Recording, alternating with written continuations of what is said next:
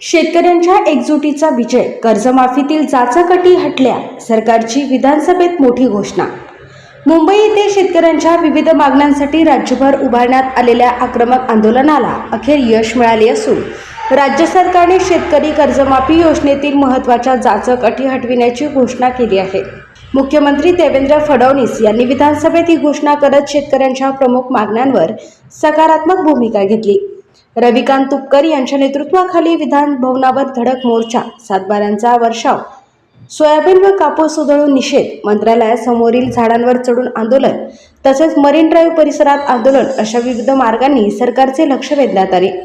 या आंदोलनानंतर मुख्यमंत्री देवेंद्र फडणवीस, मंत्री गिरीश महाजन आणि रविकांत तुपकर यांच्या शिष्टमंडळामध्ये विधान भवनात जवळपास पाऊण तास सविस्तर बैठक झाली. बैठकीत शेतकऱ्यांच्या कर्जमाफी, पीक विमा, सोयाबीन व कापसाला योग्य हमीभाव, वीज तोडणी, बँकांच्या कारभारातील अडचणी, बोगस बियाणे, कंपन्यांवरील कारवाईसह तब्बल 35 मागण्यांवर चर्चा झाली. कर्जमाफी योजनेतील जाचक अटींमुळे लाखो शेतकरी लाभापासून वंचित राहणार असल्याचा मुद्दा रविकांत तुपकर यांनी मुख्यमंत्र्यांसमोर ठामपणे मांडला.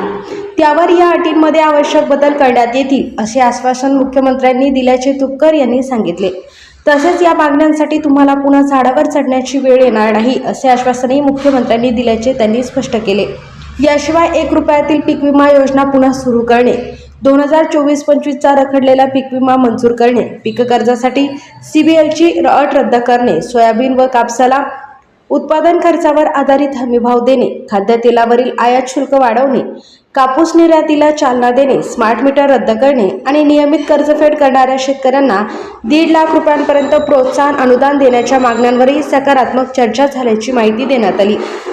दरम्यान आमदार रोहित पवार यांच्या पुढाकारानेही शेतकरी कर्जमाफीसाठी सातत्याने आंदोलन करण्यात आले होते.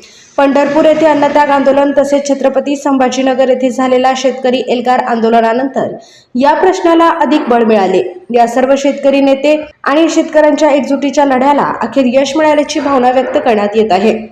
मुख्यमंत्री देवेंद्र फडणवीस यांनी विधानसभेत जाहीर केल्याप्रमाणे 2019 मधील महात्मा फुले शेतकरी कर्जमाफी योजनेचा लाभ घेतलेल्या शेतकऱ्यांना नव्या पुण्यश्लोक अहिल्यादेवी होळकर शेतकरी कर्जमाफी योजनेतून वगळण्याची अट रद्द करण्यात आली आहे.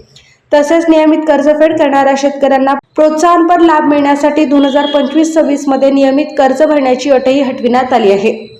सरकारच्या या निर्णयाचे राज्यभरातील शेतकऱ्यांनी स्वागत केले असून अनेक ठिकाणी आनंद व्यक्त करण्यात आला.